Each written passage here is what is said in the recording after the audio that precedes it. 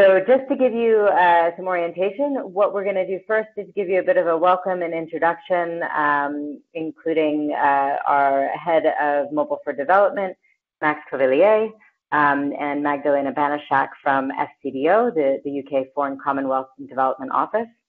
And we'll then get into some of the details about the GSMA Innovation Fund for Digital Urban Services. So we'll cover the fund objectives, the support and funding that are included, the eligibility criteria, the application process, including key dates and resources. And then we'll speak a little bit about some of the sectors that we're covering in this fund to give you an idea about some of the areas of innovation that we think are particularly interesting to explore. And finally, we'll have time for your questions and answers. Throughout the event, if you do have questions, we request that you type them into the question and answer form box through the platform. And we will do our best to answer them as we go, and if not, we'll make sure to answer them at the end. So with that, I would like to welcome Max Cavalier, the head of Mobile for Development here at GSMA. Welcome, Max. Thank you very much, Ilana, and hello, everyone. So my name is Max Cavalier. I lead our Mobile for Development work at the GSMA, and I'm really delighted to have the opportunity to join you all today. I hope you and your loved ones are healthy and safe wherever you are. As Ilana was saying, the session will be an opportunity for you to learn more about the Innovation Fund for Digital Urban Services. And what I will do is I will give you a brief introduction about the GSMA Mobile for Development and then why we're working on this fund before handing over to our partner FCDO. So the GSMA has been representing the mobile industry and mobile ecosystem since the 1980s. We're a member organization with membership from 750 mobile operator members and over 400 companies in the broader mobile ecosystem. As you all know, it is a vast and dynamic ecosystem which has made tremendous contributions to economies and societies in the past 2 decades. There are now more than 5 billion citizens who have access to a mobile. The GSMA itself is involved in a wide range of activities. We do advocacy, we do events, we do research, insights, capacity building, for instance. But we're also leading the industry in its response to our world's key challenges. Back in 2016, we led the industry's commitment to the Sustainable Development Goals. We were the first industry to commit as a whole, and that was spearheaded by the GSMA. And since 2019, we've been driving the industry's commitment on climate. And obviously, since 2020, coordinating a lot of actions around the current pandemic. The Mobile for Development itself is a dedicated unit within the GSMA that drives innovation in mobile technology to reduce inequalities in our world. So we're really uniquely positioned at the intersection of the mobile ecosystem and the development sector. We work on advocacy, we do research and insights, we do technical assistance, we do financing of innovation. This is what we're talking about today in particular. We work on partnership building, all of this with the objective to stimulate mobile innovation that delivers sustainable business and socio-economic impact for the underserved.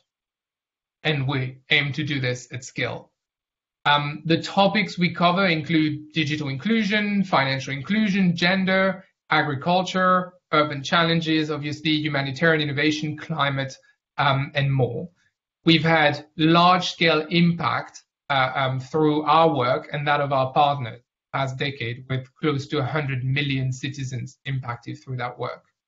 And none of this would be possible without the support from our partners and donors, and in particular the UK's Foreign Commonwealth and Development Office, FCDO. So in terms of the GSMA Innovation Funds, basically Mobile for Development has 10 years of experience now running innovation funds on a multitude of topics. And our approach has always been to fund projects that are inclusive, that have a clear socio-economic impact, that are working towards commercial sustainability, and that have the potential to reach end users at scale. Our most recent rounds, which you might have heard of, were our Innovation Fund for Assistive Tech and our Innovation Fund for Mobile Internet Adoption and Digital Inclusion, which we launched back in 2020 with funding and support from FCDO, but also from the German Federal Ministry for Economic Cooperation and Development, also known as BMZ. So about the fund we're talking about today, the GSMA Innovation Fund for Digital Urban Services. So this current round, which we announced a few days ago, seeks to really scale digital solutions that provide essential urban services to underserved population in low and middle income countries across Africa, South and Southeast Asia. So this innovation fund in particular is funded by FCDO, and you will hear more on this from Magdalena in a second. So why this particular focus on urban challenges? Well, basically, urban services such as energy, water, sanitation, and plastics and waste management are absolutely essential to the well-being of city dwellers on one side, but also to the resilience of cities, particularly amidst a changing climate. So while there's been like a historic rise in mobile community in low and middle income countries, and particularly so in cities, billions of people still lack access to these basic services. And with the rapid expansion of informal settlements across Africa and Asia, where basically 90% of global urban growth from now until 2050 will be concentrated, challenges such as water shortages, unsanitary conditions, unreliable power provision, and inadequate waste management could really remain a defining reality for many. So to tackle these challenges, the local private sector can play a very important role in leveraging digital technology and working with mobile operators and the public sector to deliver sustainable and equitable services. So in the remainder of this event, you'll hear more about how this new fund will support startups, small and medium enterprises, or social enterprises that leverage digital technology, especially mobile technology, to deliver those urban services with socio-economic, commercial, and environmental climate impact. So the question is, obviously, how can digital solutions help to deliver essential urban services? So we have quite a bit of experience on this. We've been working on the topic through our digital utilities, previously known as the M4D Utilities program, in the past 7 or actually 8 years now. But I think maybe for this group, it's helpful to provide some further context about how the expansion of mobile connectivity through a low and middle income country has really enabled digital solutions that are making vital basic services more accessible, but also more affordable. For instance, the expansion of mobile internet in those countries is a key enabling factor for innovations, particularly in urban contexts. So the graph that you show that you see at the moment basically shows that significant increase in the past decade across key regions in terms of both number of unique mobile subscribers, and that's what you see in the 2 shades of green, and the increase in mobile internet subscribers more specifically, and that's what you see in the 2 shades of blue. This has been made possible obviously by mobile operators investing and rolling out networks, but also by smartphones becoming more accessible and more affordable, as well as increasing rates of digital literacy, especially in urban areas. Additionally, the spread of mobile money throughout sub-Saharan Africa, but also increasingly throughout Asia, has been a key enabler of digital payments and financial inclusion. In the context of the pandemic in particular, mobile money has played a critical role across many sectors of the economy. For utility service providers in particular, it's been a critical tool to obviously keep collecting revenue remotely, but also providing more transparent and affordable utility bills for consumers. So in summary, and I will stop here, the growth of the mobile ecosystem means that digital tools such as mobile applications, mobile payments, GIS, which is Geographic Information Systems, smart metering, big data analytics, or Internet of Things IoT devices. Basically, they offer a unique opportunity to improve coordination and service delivery across a wide range of public, private, and civic stakeholders. The partnerships between these stakeholders really have the power, in our opinion, to deliver essential urban services in a tailored and cost-effective manner for urban population. So I will stop here and now hand over to Magdalena Banaszak from our partner FCDO to speak about why FCDO is committed to supporting this topic in our work. Thank you. Thank you, Max. Thank you for that really thorough introduction. So I'm Magdalena Banaszak and I work in FCDO, so the UK Government's Foreign Commonwealth and Development Office. I work in our Research and Evidence Directorate and leading our kind of tech and innovation unit. And we're really interested in this partnership. I mean, we've had this partnership with GSMA, looking at the intersection of technology and mobile-enabled technology and work with the private sector in addressing kind of global challenges from SDGs to currently looking at the global challenge of climate change. In terms of our strategic partnership, there's kind of three key pillars to it. Looking at innovations, looking at the issue of inclusion, making sure the bottom of the pyramid and the poor and excluded are included.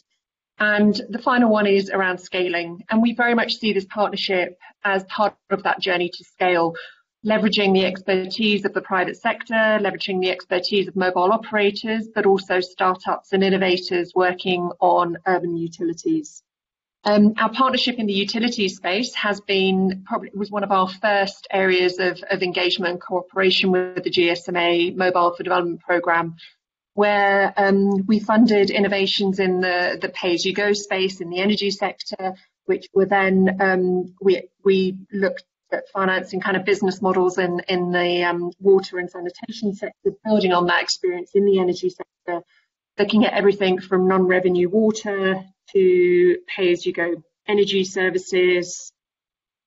I mean, building on this experience, this current innovation fund really looks at that issue of urban resilience with the growing pressure on urban areas and urbanisation in Africa and Asia, as Max has already outlined, with global challenges such as climate change. You know, what is the role that potentially technology and digital and mobile-enabled solutions can play in improving urban services in cities across Africa and Asia? So we're really pleased to be funding this innovation fund and working closely with the GSMA. And I won't talk anymore because I know that you're all keen to get into the details of the innovation fund. And I look forward to kind of reviewing the applications and seeing the breadth of innovation we have across the ecosystem. Thank you. Let me pass back to Ilana.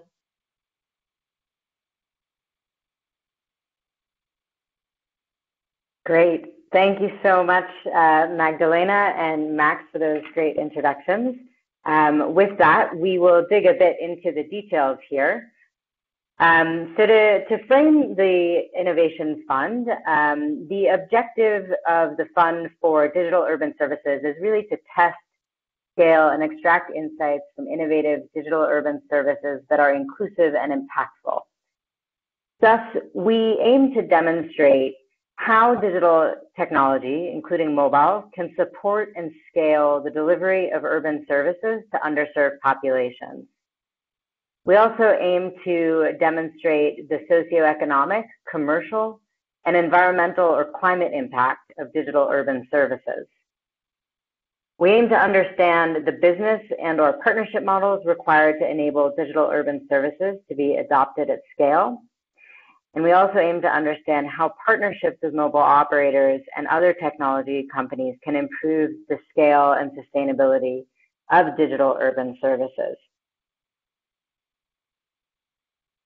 To give you an overview of the support that we provide to grantees through the Innovation Fund, The amount of funding is between £100,000 and £250,000 to support projects over 15 to 18 months. And the funding comes with additional support and opportunities with GSMA. And that includes a boot camp or a program of expert-led sessions and targeted networking, and regular online clinics on topics such as product or service improvement, human-centered design, and usability testing. Learning exchange opportunities with other grantees and networking opportunities with other GSMA partners.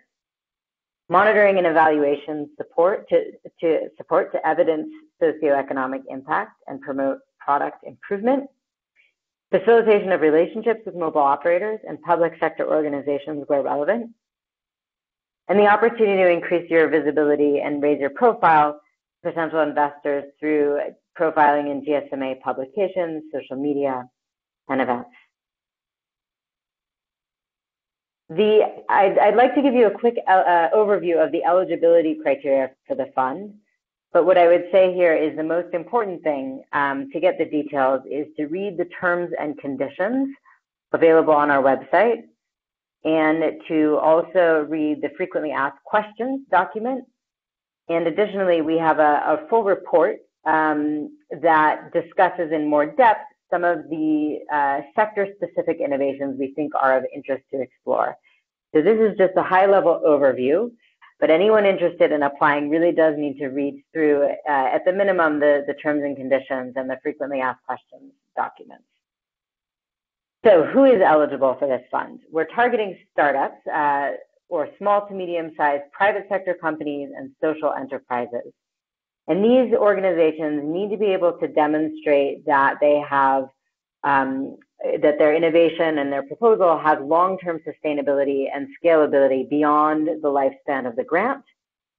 And finally, the organization has to have active users and revenue in at least one eligible low or middle income market already. Again, please see the terms and conditions for a little more depth on all of the criteria. There are some organizations which are unfortunately not eligible to apply directly. Those include governments or appointed agencies, mobile network operators, university or academic organizations, or startup accelerators or incubators. Note that some of these types of organizations may be and should be downstream partners to the lead applicant. And again, see the terms and conditions for more details on our guidance around working with downstream partners. In terms of the geography, we're targeting innovations in low and middle income countries in Africa, South Asia, and Southeast Asia. I will flag, however, that there are some countries in those regions which are excluded, and it would be really important for everybody to see the terms and conditions, once again, to understand those exclusions. To give you an overview of the timeline for the Innovation Fund, we announced the fund was open on the 17th of May, and applicants have 7 weeks to submit a pitch via an online form. And of course, that's after reading the terms and conditions. We're now on June 2nd hosting our launch webinar to explain eligibility and answer questions that you may have. And then we have next week a number of sector deep dive discussions. So these are going to be virtual sessions on all of the topic areas: plastic and waste management, water, sanitation, and energy, to help people understand what are the sector challenges and our Innovation Fund learning agenda in each of these topic areas. And then we hope that helps people to inform their pitches, which will need to be submitted by the 2nd of July. And that is a hard deadline, so all pitches need to be submitted by the 2nd of July. Following our internal review, we will notify people as to whether they've moved on to the next stage or not. And the next stage will be the proposal stage, where a full proposal will be developed. And this includes a technical proposal, project implementation plan, and budget. And that will be during the period between early August and early November. And then a selection will be made with the support of a selection panel in late November, with contracting, and selected grantees would be notified, and then there would be a contracting period between sort of December and March, and that with contracting completed and projects starting in March 2022. I'll now turn over to my colleague Matt, who's going to talk to us a little bit about our first topic under the fund, plastic. So over to you, Matt. Hi everyone, nice to talk to you today. As Alana said, I just want to give you a bit of an overview of the work that we've done on plastic. My role in the climate tech team is to look after our research deliverables. So I'm excited to share a link in the chat to this new report that we've published, Digital Dividends in Plastic Recycling. And the report has helped shape our understanding of the landscape and the development of our learning agenda for the Innovation Fund when it comes to plastic, and also contributed to our understanding around waste management more broadly. And the report explores the challenges that low and middle income countries face when managing plastic waste, and also the benefits that plastic organizations can gain or artificial intelligence, IoT, and also when partnering with technology organizations. So if we move to the next slide, I also want to highlight that along with our work on plastic, the digital utilities team has also been building their expertise on the topic of broader waste management. And together we've identified the following challenges that are faced by the sector. The total amount of the total amount of waste generated will triple in Africa and double in Asia by 2050. And in many of the cities found in these regions, formal waste management systems are underdeveloped or just non-existent, which means that 70% of waste is mismanaged. And this has negative impacts on the socio-economic development within these cities, public health, and our climate. And plastic waste is particularly problematic. It's estimated that less than 10% of the plastic ever produced has been recycled.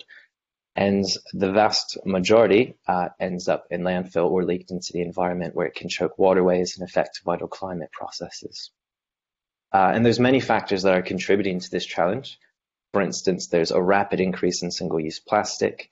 The waste management sector and the collection and the sorting and recycling of waste is still often dominated by the informal sector. There's low public awareness and citizen apathy on the environmental, economic, and public health risks associated with mismanaged waste. And there's also low levels of coordination and digitization in the waste management value chain. So therefore, if we go to the next slide, through the Innovation Fund, what we aim to do is to develop pilot or scale digital tools and business models that support transparency as well as the sustainability and profitability of plastic recycling and waste management services. We want to test how mobile operators and other technology organizations can leverage their digital platforms, services, and expertise to support new recycling and waste management models. We want to identify how improved traceability can increase the commercial and social impact of plastic recycling and waste management for all of the stakeholders in the value chain, including those working in the informal sector. And then finally, we want to use this as an opportunity to promote and showcase best practice. So thanks, and over to Lema. Thanks, Matt. So the other topic that the fund will focus on is in water, which our programs have also been working on, for the last about 7 to 8 years. So in water sector, globally, 2.2 billion people rely on unpiped water sources for survival. Additionally, there are still 144 million people in the world reliant on surface water. In many countries, access to safe water is highly inequitable, with wealth and location key determinants of who has access to safe water. So through this fund, we want to tackle the barriers for digital solutions to scale, including partnerships with utilities and mobile operators, and strengthening business models in the sector. The fund will also seek to build a greater breadth and depth of evidence for the value that these solutions provide to support follow-on financing opportunities. And finally, the fund will seek to explore new innovations such as the use of big data for improved water service planning and response.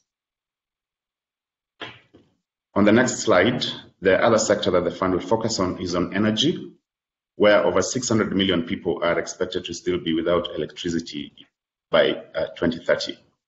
Many of those who do have access to electricity still rely on kerosene and diesel generators. Prolific use of small gasoline generators in Africa and Asia has wide-ranging negative impacts on the environment, public health, and government budgets. This fund will seek to support the replication and expansion of digitally enabled clean cooking, which includes pay-as-you-go LPG and electric cooking.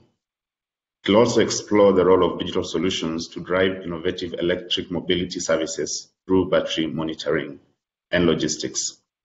The fund will also test and scale a generation or storage solutions for urban small enterprises to replace diesel generators. And finally, in the energy sector, the fund will test and scale synergistic models between energy service providers and mobile operators. The final sector is on sanitation. Over half of the world's population, which is 4.2 billion people, currently do not have access to a safe toilet or latrine. The consequences of poor sanitation are far-reaching, affecting health, wealth, education, and gender equality. Every $1 invested in improved sanitation brings a $5.5 return in increased productivity. This fund will seek to build a greater depth and breadth of evidence for the use of digital tools to make decentralized collection models, including container-based sanitation and pit or septic collection, more economically viable and effective. The fund will also test and scale digital platforms to enable sanitation services that are partnerships between public and municipalities and private entrepreneurs. And finally, the fund will explore synergies between sanitation and waste management business models based on the role of digital tools. As Ilana mentioned, we'll have deep dive sessions next week to explore these topics further.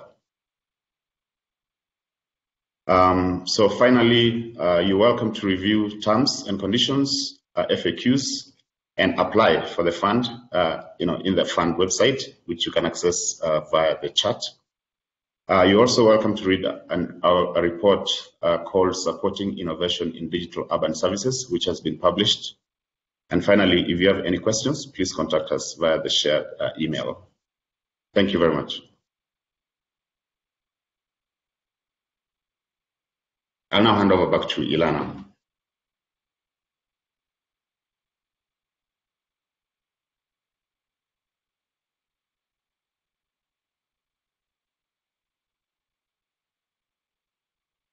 Great. Thank you so much, Lema and Matt. What we will do now is turn over to the question and answer. I think we have quite a lot. So I will try to take these as we go, but my colleagues are going to help me of these. So I'll just read them off in the order that I see them here.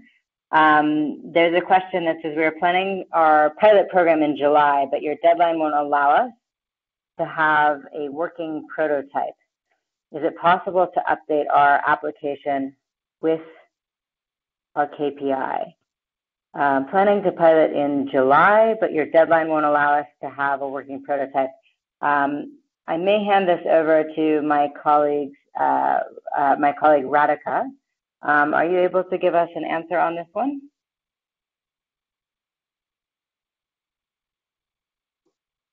Thanks, Ilana. Thank you for the question. So to be eligible for the fund, we require all applicants to have active users and be generating commercial revenue at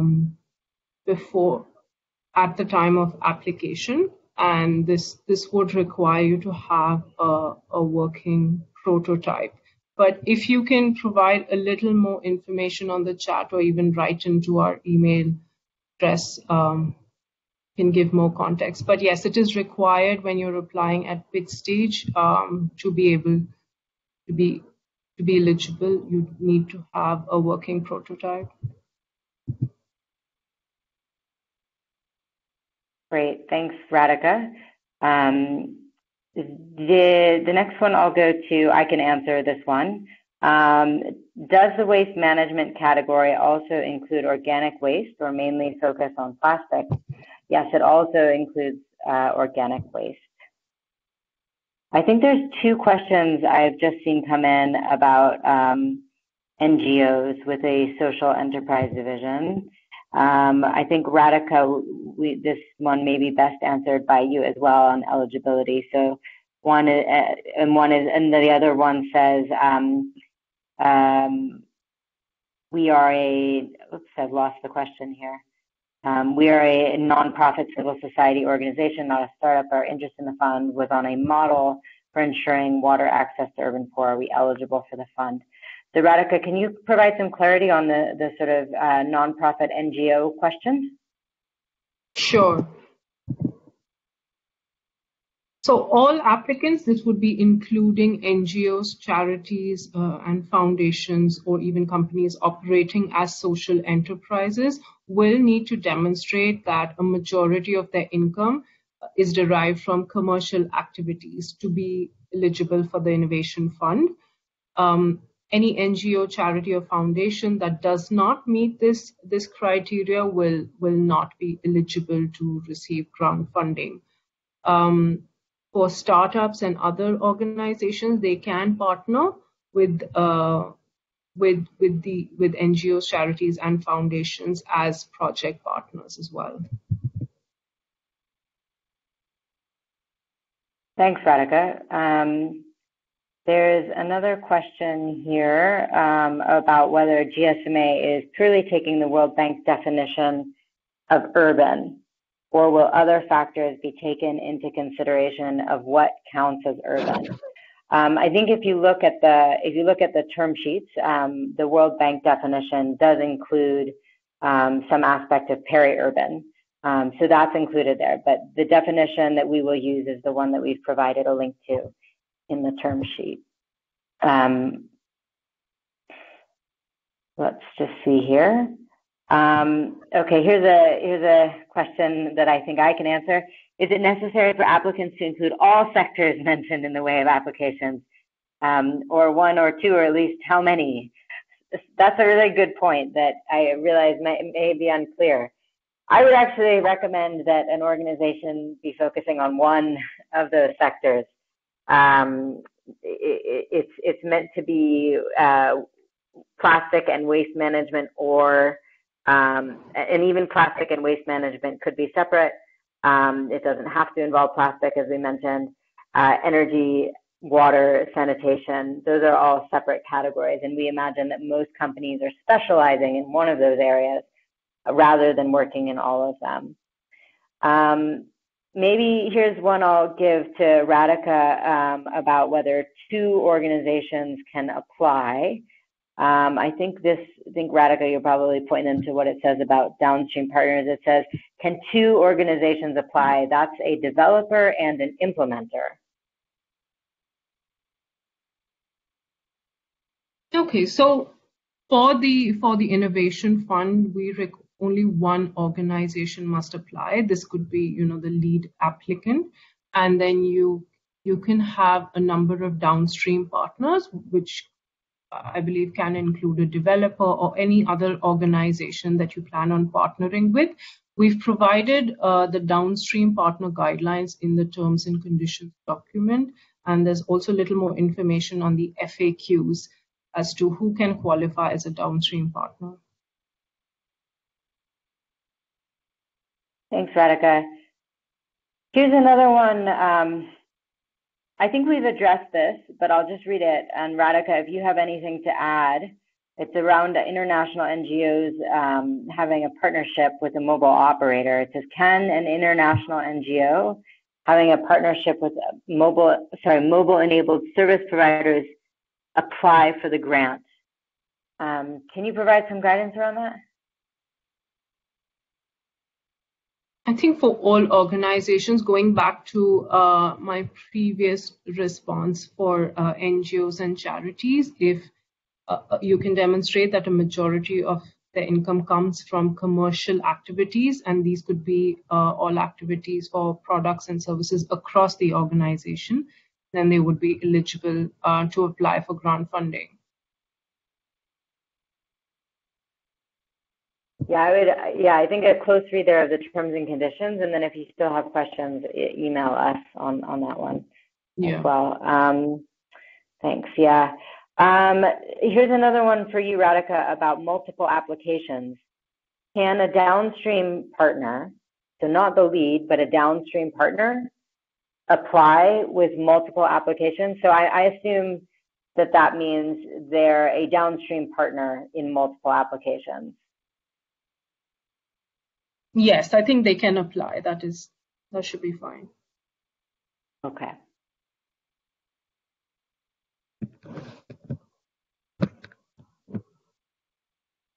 Okay. Here's another question on eligibility. It's a little bit related to sanitation in Ghana. We are a social enterprise. We have started testing a smart lock toilet technology in Ghana. Can we apply for the fund to further test and scale this technology? I would, based on what you've shared, that would be eligible. I would take a close read of the terms and conditions and let us know if you have further questions by email on that. Okay.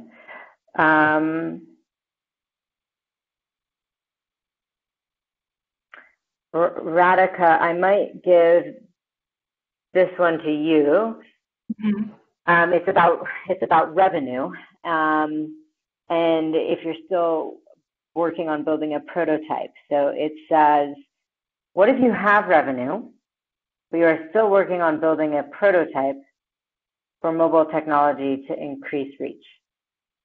Yes, so this would be acceptable. So if you have started generating generating commercial revenue and have like a few initial any users or customers, then you're eligible to apply for grant funding, take this product further. Great, thanks, Radhika. I think this next one is an easy one that I can maybe take. Well, I think it's actually no. I'm going to give it to you, Radhika, so they get the official answer. It's about the focus of the project development. It says, should we focus the project development on a new idea or initiative, or should we only talk about what we are currently doing?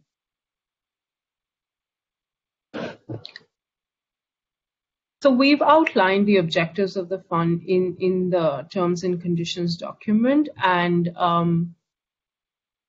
you could do either of the two. You could have an existing product or solution that you're looking to scale or further develop and then eventually scale using grant funding, or it could be towards scaling or developing a new digital product that has undergone some early testing. So it really depends on what the applicant is proposing as their project idea for the Innovation Fund. Yeah, thanks, Radhika. And I think what you can do to get before you start completing the pitch submission, if you go to the website and you click on the apply, you'll be taken to the pitch submission page, but you can download the PDF of all the questions ahead of time for the pitch submission. So you can review the questions before you begin writing your responses, and you'll see that there's a range of questions that relate to understanding your business as it is today and understanding what it is you hope to achieve through the grant. I know there's been a question about whether we'll receive the slides to the presentation.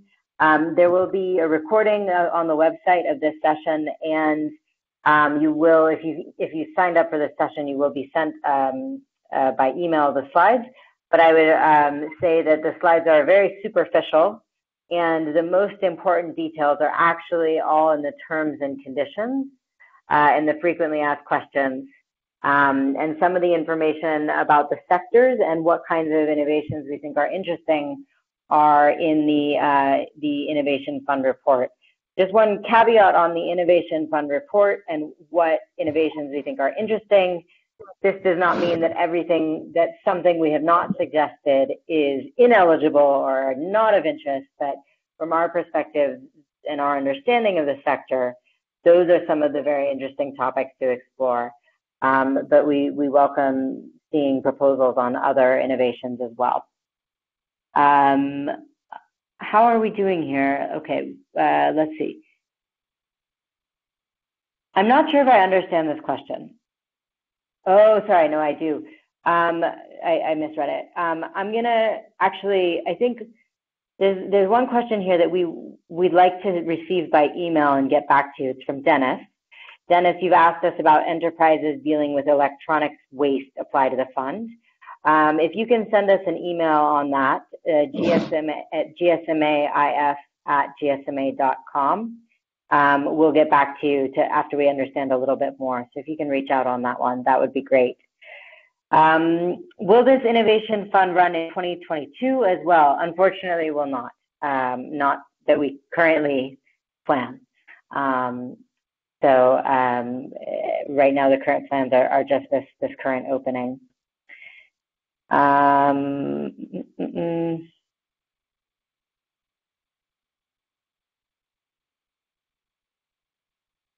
Okay.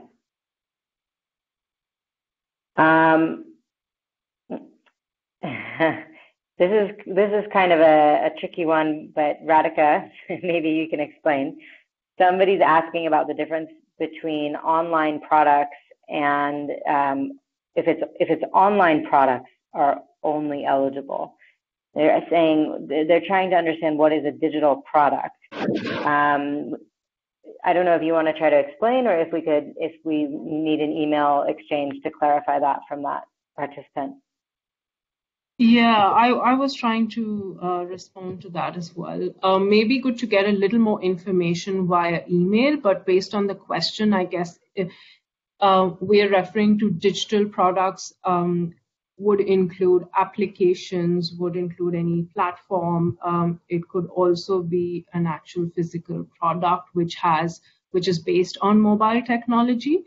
I don't quite understand what online products refer to, but my assumption is that it's mobile applications or web platforms, which are also what we refer to as digital. Digital includes all of it. Thanks, Radhika. Sorry, I'm also trying to look at some of the ones that were asked earlier, but I think they've been answered. Yeah. Sorry, there were a couple. Please, on is waste to energy acceptable, or does waste management only include plastics? I think it'd be good if you could clarify on that. Yes, waste management would also include waste to energy proposals. Yes, it does not have to include plastics. It could be waste or plastic, or waste and plastic.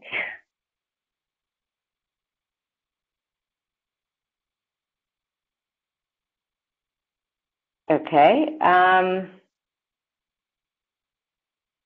Somebody's asked about, sorry, this one was asked earlier, but not answered, about a startup working on a digital app bringing e-commerce and mobility in urban areas and have a positive impact on reducing carbon. Are you eligible? Yes. Yes, you are eligible on that topic, but you'll have to look into the eligibility in more detail. Okay, I'm trying to go back to sort of to go up. Radhika, feel free if you've seen something that catches your eye that you want to answer while I'm getting back to my place. Questions? Sure. There are a couple of questions on match funding. What exactly does that require and what is eligible? I would encourage everyone to have a look at sections 6 and 7 of the terms and conditions for more details on this. Thanks, Radhika. Yeah, there is a lot of information on what the matching requirement is written there, and it's just that I think it's most clear if everybody reads the very specific language to make sure it's understood. And if you then have a question, we're happy to answer by email.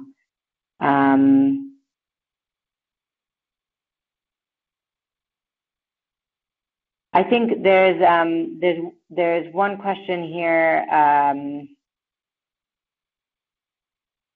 Let's see.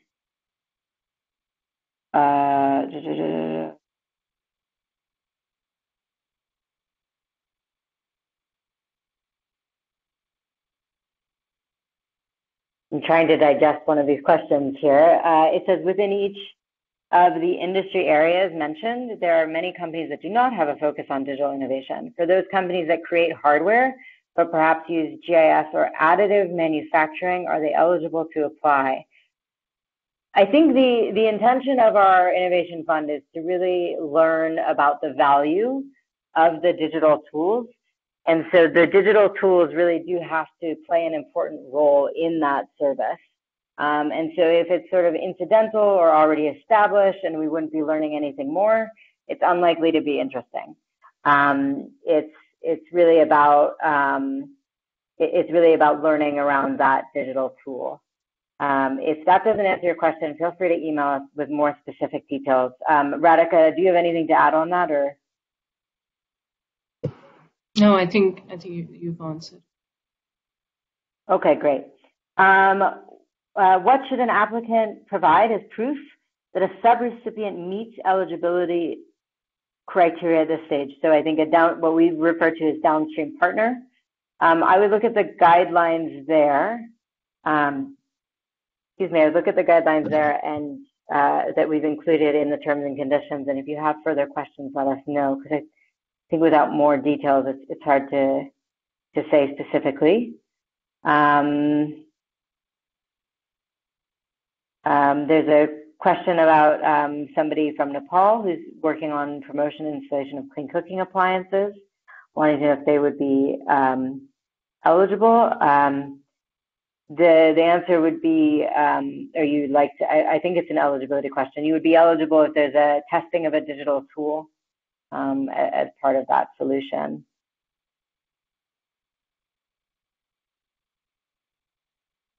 Okay, maybe this is one I can clarify on, or maybe Radhika, this is one for you to clarify on. It's kind of about the readiness of an organization with regard to active users and generating revenue. It says you said mobile application needs to have active users and generating revenue.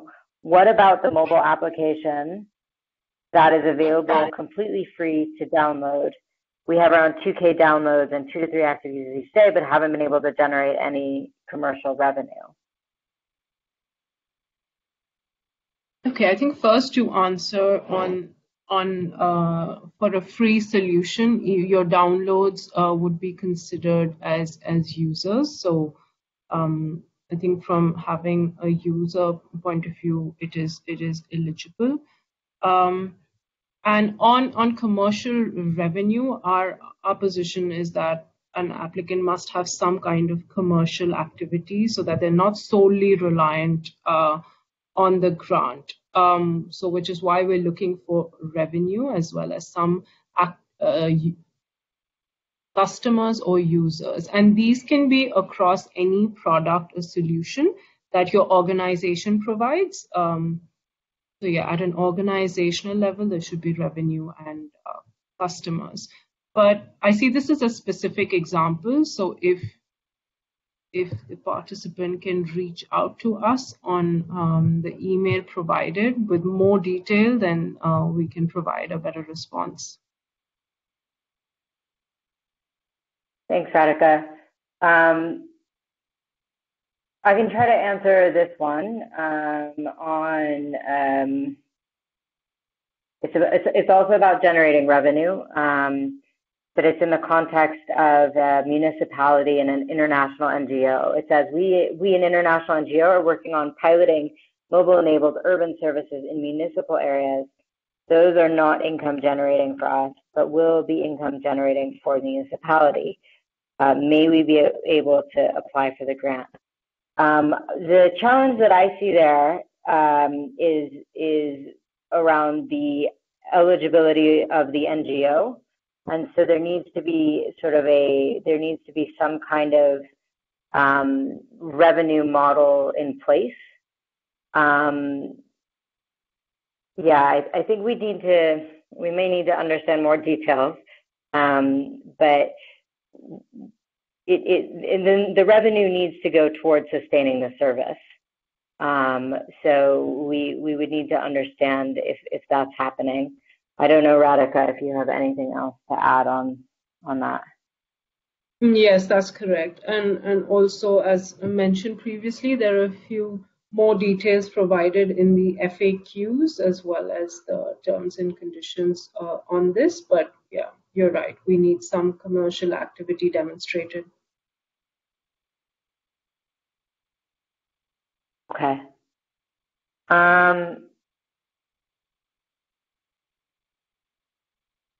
Radhika, there's one, we've done a lot of questions on revenue and eligibility. I wonder I feel like if we're not quite getting people the clarity they need, if they would be better off sending a direct email, because I think we've answered a lot of these, and I think we may be getting repetitive if I keep asking these. So I'm going to skip over some of those ones. There's another question about the match funding. Could you say something about that? I think there's two different levels of match funding required, a 25% and a 50%, and it depends on how much money you're requesting. And the match can come from in-kind or in cash form. The best way to understand this is to really look at the term sheet. So please go ahead and do that. And if you still have questions, do email us. We'll get back to you right away. What if your revenues do not stem from waste collection, but from the output processed sales? That would still be fine. That would still be fine. Yeah. What if the output process is ultimately benefiting underserviced and intermediary seller? I think that's fine as well, as long as that's part of the whole value chain. What if we use IoT and smart tech for waste collection, but with minimal individual users? That's fine as well. So I think what you're saying is the individual user doesn't interact with the IoT functionality. That's fine. We just have 5 minutes left. I just want to ask, to my colleagues who are watching these, helping me watch all these questions, because I don't think we'll get to all of them. Is there something that you think is really important that I haven't been able to address yet?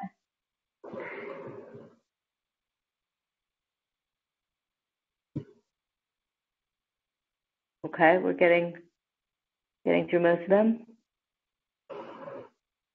Ilana, there was one question on water conservation solutions using IoT, and if that was eligible. I think it's a simple one, and the answer is yes, but I can't seem to find that. Water conservation? Smart water solutions. Okay. Sorry, I think we would need to.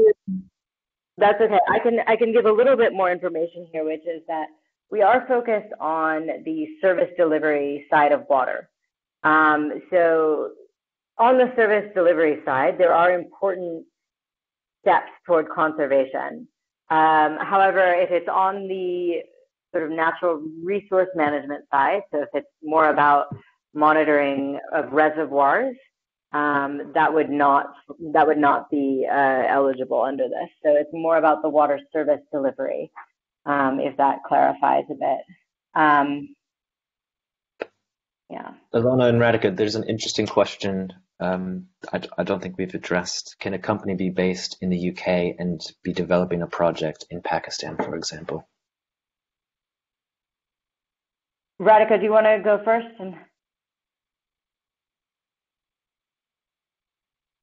I don't hear from Radhika. So Radhika, the question is, can a company be based in the UK but be leading on or developing a project in another country? Okay, we may have lost Radhika. That's okay. I can take that one. In Pakistan, the reason I'm looking back at our. Oops. Just getting a lot of feedback there. I'm looking back at our criteria because in some cases the answer is yes, and in some cases the answer is no, and it depends on the market. It may be possible that if the technology provider is leading on the grant and they're located in the UK, but the service provider is located in Pakistan, that would still be eligible. But the exception depends on the market, and there's some markets which are considered higher risk, in which the applicant must be registered and operating in the project of implementation. And so I'm just looking, if you look at the terms and conditions, we do address that one, and we've got a list of countries, and I don't see Pakistan in that list. But I'm actually wondering if Pakistan. Hi, Ilana. Sorry, Yeah. Pakistan is it's eligible, yeah. And so a UK company leading, working with a downstream partner that's actually doing the service delivery in Pakistan, I think would be eligible. Right. Yeah. Okay.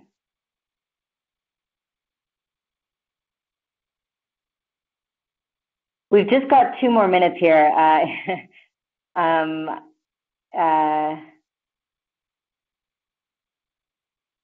I think that we've over anticipated our ability to answer all of the questions, as we've got a lot here. So I would say if we didn't get your question answered, please just send it to us on the GSMA if@gsma.com email, and we'll get back to you. Hopefully with a little bit more details if you can.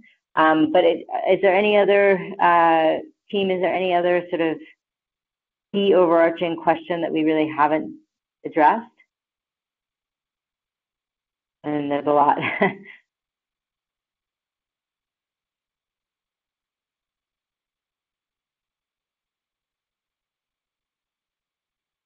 Hi, Ilana. I think there was one from lost it. He was asking what if the let me just look for it and then it's disappeared. Yeah, it's from Matthew. What if your revenues don't stem from for example, waste collection, but from output processed sales? And then he had 3 questions. What is the output processed? Yeah, I think I got that one. Okay. I think I read that one, and I think all the answers were yes. That those all sounded okay. It was also like, yes, the answers to all of those waste questions I think were yes. The other challenge I'm having is that these questions are getting more and more specific as we go. Will having a major mobile network operator as a principal downstream partner for any project result in disqualification? No. Quite the opposite. I think it would be in. Well, sorry, Radhika, do you want to answer that one? Is a downstream mobile operator as a downstream partner allowable? Yes, so mobile operators are not eligible to grant funding, but we encourage partnerships of any sort with them. Yeah. Great. Okay, I think we've hit the top of our hour there. I do again want to thank everybody for joining and apologize that we couldn't answer all of the great questions. Please send us your questions by email at GSMA Innovation Fund, GSMA@gsma.com, and we will get back to you as soon as we can. So thank you all very much, and we hope to see you for the deep dive discussions next week to talk about some of these innovation areas in more depth. Thanks everyone, and take care. Bye-bye.